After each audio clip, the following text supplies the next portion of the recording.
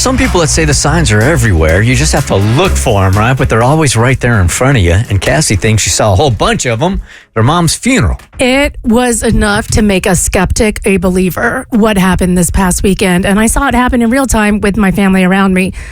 So I headed to Navarre Beach. My mom passed away in June of this past year from a really aggressive form of breast cancer. And we had her funeral, her memorial service in Navarre Beach because she just loves Florida. She's always loved the panhandle of Florida. Despite being from the UK and despite us living in Louisiana for so many years, it was like the most fitting place to put her to rest. And we had a bunch of family come in from the UK and friends travel from Louisiana. And it was really touching to see all these important people in her life get together. And I found out so much about her that I didn't know. My family is very British, so we never really talked about their childhoods or past. Like, I know some of the family drama from the past, but things I had no idea. Like, I didn't know that my grandfather was pretty high up in the British Treasury. No idea. Or my mom's nursing school guys was really hard to get into.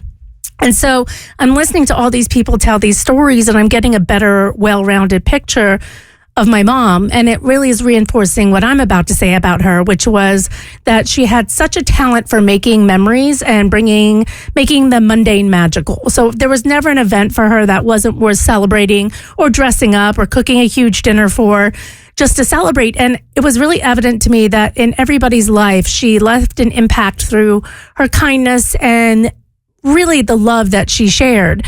And I remember after she passed, one thing that made me think of it was she passed and my sister got this crazy urge to run outside. She's like, I got to get out the house. I have to go outside. And it was like mid-afternoon in June, so it's not like it's sunset. And there's a huge bright strip of pink in the sky, just appeared out of nowhere. And of course, like, you can make the correlation, breast cancer awareness, the color is pink, blah, blah, blah. She's like, I got to get Cassie. She pulls me outside. It's gone, immediately gone. And so we're like, okay, well, that's, we'll say that's a sign from the universe. We walk inside the house and the phone rings from a 404 number, which my parents live in Louisiana. 404 is an Atlanta area code. Literally the only person who would be calling the home phone would be my husband, who was there. My sister answers it. It's all static, and then it hangs up. So we're like, okay, we're going to take that as one for Alyssa and a sign for me, like a message my mom is good. So we move on with our lives, and now we're in the beach. And I get to the venue that I booked, sight unseen, and it's this pavilion in the Navarre Beach Marine Park. And I remember being disappointed because I walk in and the sand dunes are blocking the view of the ocean. And I'm like, I wanted a beach side. I didn't want to be on the beach because it's hot and gross, but I can't see the water. So my husband, Chad, is like, well, look, there's another pavilion over there that's like 6 feet higher. Let's go check it out. So we walk up. It's smaller, but you can see the coast. Like, you can see the beach. And I'm like, maybe I call the county, see if they can do a switcheroo. And as I'm looking around, there's like bird crap over everything. And like the railings leading up to it have bird crap. And I'm like, well, I guess we could come in and scrub it, but it's feeling weird. And so my sister and my dad show up. We go back to the original pavilion, and I'm like, no, this feels right. I think this is the one. It still feels beachy. We'll go down to the shore later on to like say goodbye to her, but this feels good. And at that moment, Chad walks up with a pristine cross that Hazel, my daughter, has found, a wooden cross, just being like, let it go and live in the moment. And I'm like, that is bizarre. I'm going to take that as a sign. My mom was not overly religious, but definitely religious, especially during the final days, rereading the Bible and things like that. And the thing is, after she passed, there was another thing that kept happening, and it was really weird. And it was a dragonfly kept swooping down and like landing on our heads when we were in the pool. We'd hold a finger up, and it was like a Disney movie. It would just land on our finger. Dragonflies don't do this. So I was like, this is a sick dragonfly. Like, something's wrong with this one. But we would even be able to bring it around like close to our faces, and it landed on every member of the family's heads. And flashback to this weekend when we were walking down the boardwalk right next to the pavilion, a huge blue dragonfly started swooping around. And we've been lucky enough to be vacationing on this part of the Florida coast for literally my entire life. Every summer, we took a family trip there. Again, my mom loved it so much. And while I never paid attention and would have paid attention, I don't ever recall there being dragonflies. That's not a thing I think of when I think of the Florida beach, right?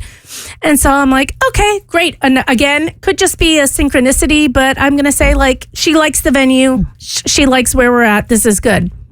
And so later on, I'm workshopping what I'm going to say in the shower, as all good speakers do. Shower thoughts are the best thoughts. They really are. I'm going through it and I'm trying to come up with the ending lines, and I finally finish workshopping it and I step out the shower. I'm like, yeah, that was good. And I had opened the window for this shower, and it's a small window. It's probably like, if you open a laptop fully, it's like that size, and the curtain's over it and there's wind blowing, so it's created a seal, but I hear this buzzing, and the biggest freaking blue dragonfly I have ever seen in my entire life was bouncing around that room. So I screamed and ran out, and I was like, thank you, Mom, but that is a little too much. I don't love it. I peek in, and it had landed on my towel, and this thing must have been as long as like my hand, or that's a little bit of an exaggeration, my pointer finger probably. It's big. You know a thick dragonfly when you see it.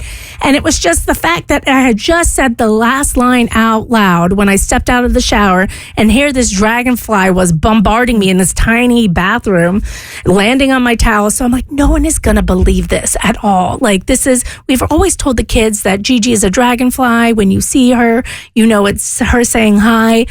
And I'm like, no one's going to believe this. And so I'm like, maybe I should film it. But I had pulled back the curtains to try and help it out, because I'm ready for a battle, right? To get a bug out of a room. And I'm like, I need to get my phone and film this. And it just quietly swooped straight out the window and flew off. And then the entire service, there were dragonflies swooping around the sunset as we were speaking about her. And it just felt like, even from beyond the grave, she was sending comfort to everyone else, because that's what she does. She was always so selfless and made it so that our lives were the best lives that they could be. And she's just a generous friend and generous with her love. And I think it was really because she was a cycle breaker, honestly. And one thing I love is that she's doing this from beyond the grave. And so a fitting thing for us is we are donating part of reef restoration at Navarre Beach in her honor. So she's going to have, they're called reef trees, and she's going to be part of the conservation, not like her body or anything, but like in name. And that's going to be essentially her grave marker, is restoring the beach so that other people can continue to enjoy it for forever, because that's what she would want. I love that so much. Yeah. And I think when people pass, you often think of like, will I be remembered? What legacy did I leave behind? But I think there's a quiet strength in the legacy of being kind. And you really don't know what one kind act, the impact that can have on people's lives. And that's what my mom really embodied. And seeing all the lives that she touched show up. I mean, these are friends she's had since her 20s. This wasn't like just someone she picked up last week. Like, these are lifelong relationships that pulled people from around the globe. And I think that's a beautiful testament to, you don't have to do something big. You just have to do something meaningful. And that can be so, so small. So the next time that you're on a coast anywhere in the world, like, take a moment and pause and think of the magic makers in your lives, and just stop and say, how can I make someone else's life better? It's beautiful, man. Thanks. It really is beautiful. Thank you. My dad's been passed away for 10 years. He ignored me in life, and he has ignored me in death as well. No signs. No signs anywhere, Cass. It's a real blessing. Well, it sounds like it's the status quo for you, so maybe that is him saying hi. He's been consistent in life and death. The Bert Show.